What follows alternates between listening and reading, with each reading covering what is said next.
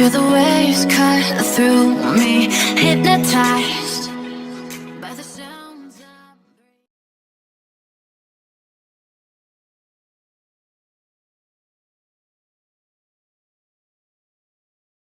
Sa ngalan ng Department of Health at muli ako po ay magbabahagi ng isang maikling ulat ukol po sa COVID-19 situation at mga iba pa pong mga impormasyon at kaakibat na mga kaalaman patungkol po sa COVID-19 at ang nag-uumpisang kumalat na COVID-19 Delta variant.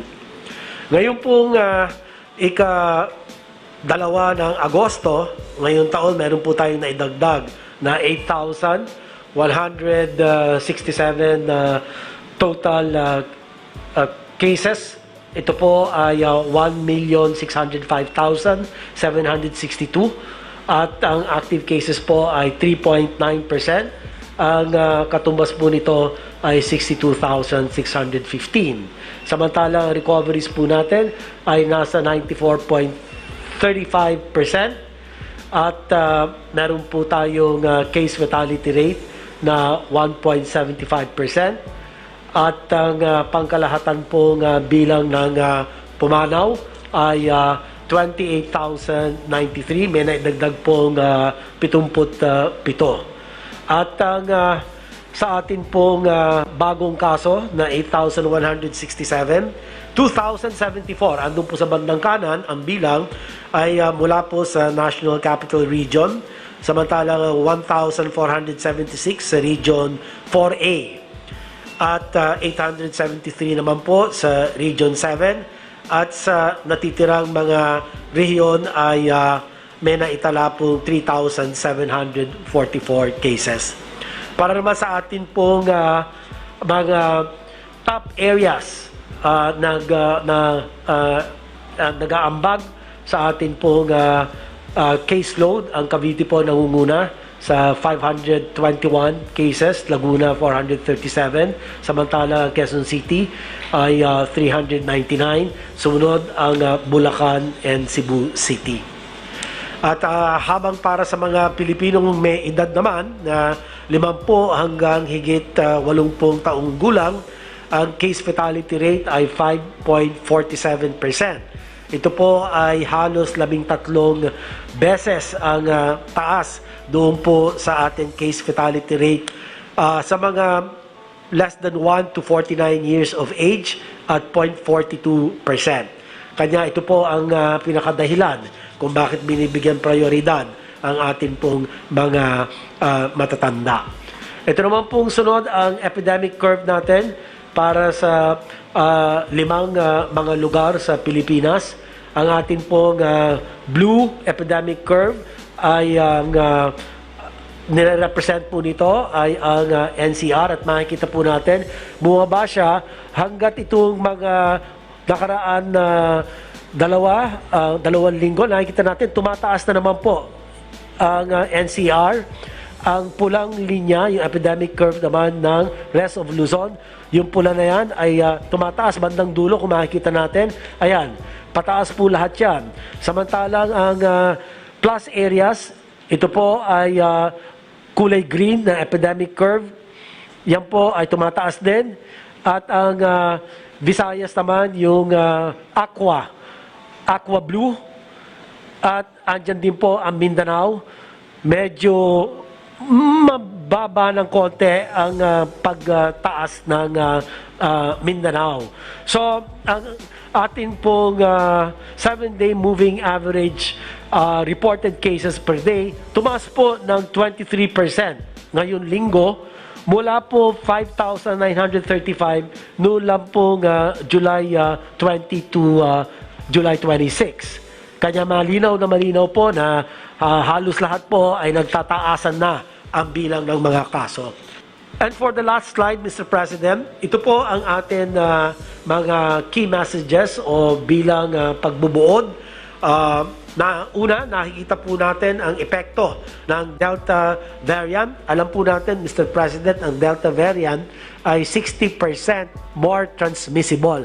Mas mabilis po itong makapanghawa. Kanya nakakatakot po ito. Ang kanya pong rate of transmission ay 5 to 8. Ang kanya pong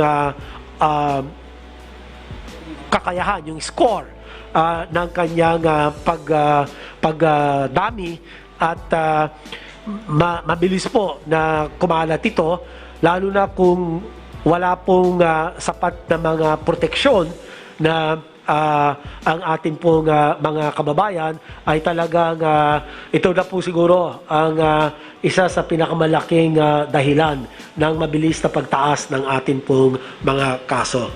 So, alam din po natin na ang Delta variant is 3 times more contagious than the original Wuhan wild virus. At kanya talaga naman po na kailangan bantayan po ito.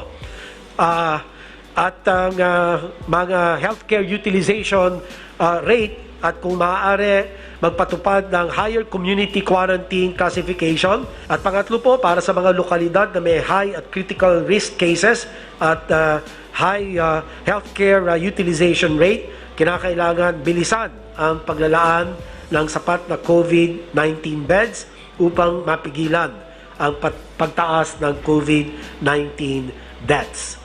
At huli, hinihikayat rin namin ang mga lokalidad na may high at critical risk cases, ngunit nasa low at moderate risk pa ang kanilang age curve, na magdagdag ng COVID-19 dedicated beds upang hindi mabilaukan o ma-overwhelm ang kanya-kanyang local health systems.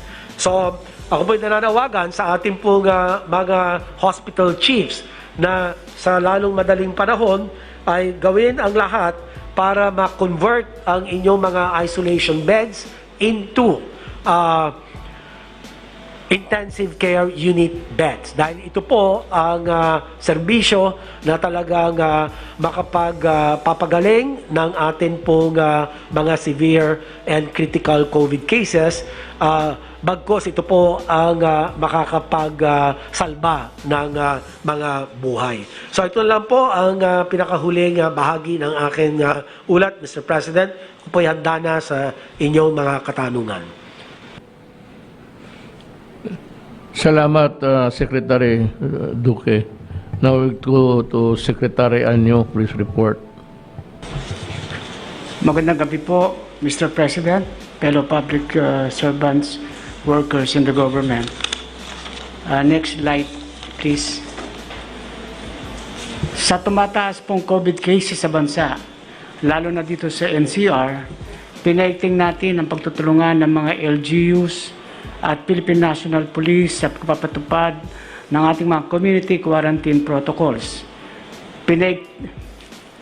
Atin pong inatasan ng Philippine National Police na pag-ibayuhin ang pagpapatupad ng minimum public health and safety protocol sa bansa. Inaasahan din natin ang pambansang kapulisan na siguraduhin hindi maabala ang pagbiyahe ng mga APORs or authorized persons outside residence. Mga cargos, kabilang na ang essential goods and services. Dapat din ay siguraduhin ng ating kapulisan na higpitan ang pagbabantay sa mga vaccination areas, sa mga pampublikong pamilihan, sa mga ayuda distribution centers ng LGUs. Inaasahan din natin ang presensya ng ating pulis sa mga quarantine at dedicated control points base sa quarantine classifications ng mga LGUs.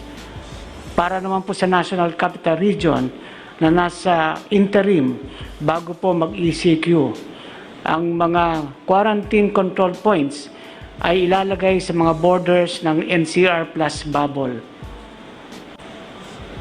Subalit pagdating po ng August 6, ang NCR ay isa sa ilalim na sa enhanced community quarantine at ang mga quarantine control points naman ay ililagay na po natin sa mga borders ng National Capital Region.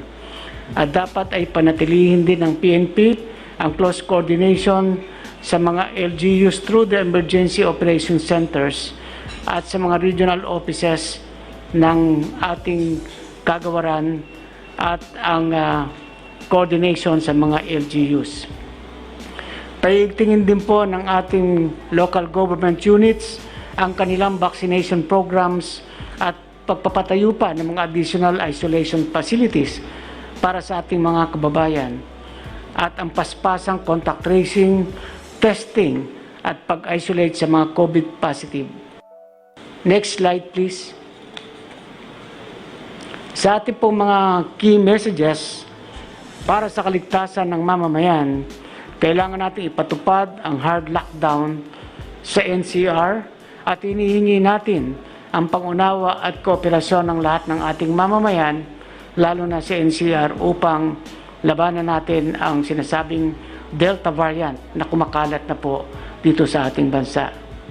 Pangalawa, tinatawagan natin ang lahat na magpabakuna, lalo na ang ating mga seniors at may mga kapansanan sa lalong madaling panahon. Ang bakuna ang ating panlaban sa COVID, lalo na po ang Delta variant. At ang pangatlo, patuloy ang kampanya laban sa illegal na drugs hanggang maubos silang lahat, kahit na po may kinakaharap tayong pandemic sa panahong ito. Yan lamang po at magandang gabi, Mr. President. Thank you, Secretary Anyo. We go now to Secretary Galvez. Ilan na ba yung stock natin? Yes, sir. Like to know the inventory. Yes, sir, Mr. President, Senator Bongo, my fellow cabinet members, good evening po. Ngayong gabi po, marami po tayong magagandang mga balita sa ating pagbabakuna. Next slide, please. Unang-una sa lahat, Mr. President, I'm very proud to present that we were able to bridge 20 million doses administered with the help of our DOH and LGU. Nakita po natin na na-break natin yung record natin at saka objective natin. Nung una, sir, maraming mga tao nag-aalala na hindi natin kayang ma-breach yung 20 million. At yung tatawag natin, yung hamon nga natin sa ating National Vaccination Operation Center, na they will administer 10 million this coming July. Sa ngayon po, nakita po natin ngayon, 20,860,554 doses na po ang ating nabakunahan ngayon. At ngayong araw po, most likely, 21 million na po tayo. At 11 million po ang 700,581 na Filipinos have taken their first dose.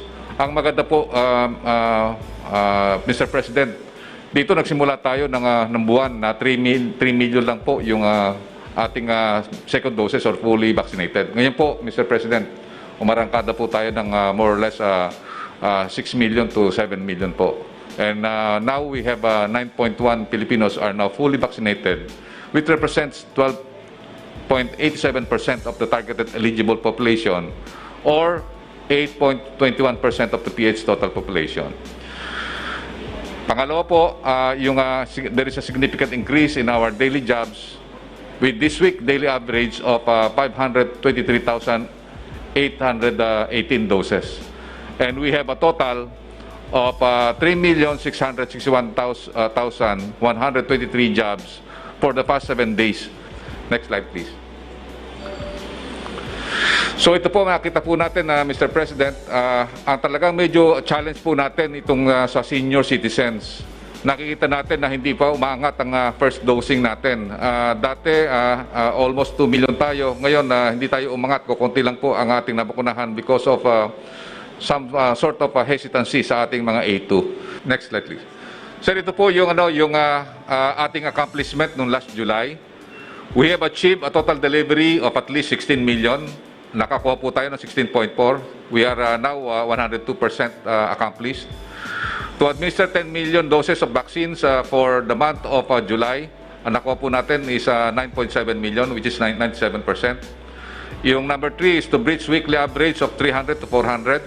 Nagawa po natin to, Mr. President, at 523,000 po ang jobs natin per day.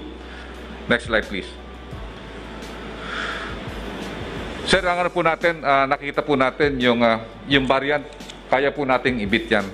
Kaya po ang ano po natin, kinakausap na po natin ng ating mga kababayan na we need to act together. And we can defeat COVID-19, we can beat the Delta variant when we act together. Beat po, bayan, everyone acting together. Maraming salamat po. Maraming salamat sa inyong patuloy na pagtangkilik sa ating tahanan at pagsubaybay sa mga kaganapan na nangyayari at sa ating tagumpay na natatamo dyan sa Indonesia. Hopefully, we will see you again in our next update. God bless.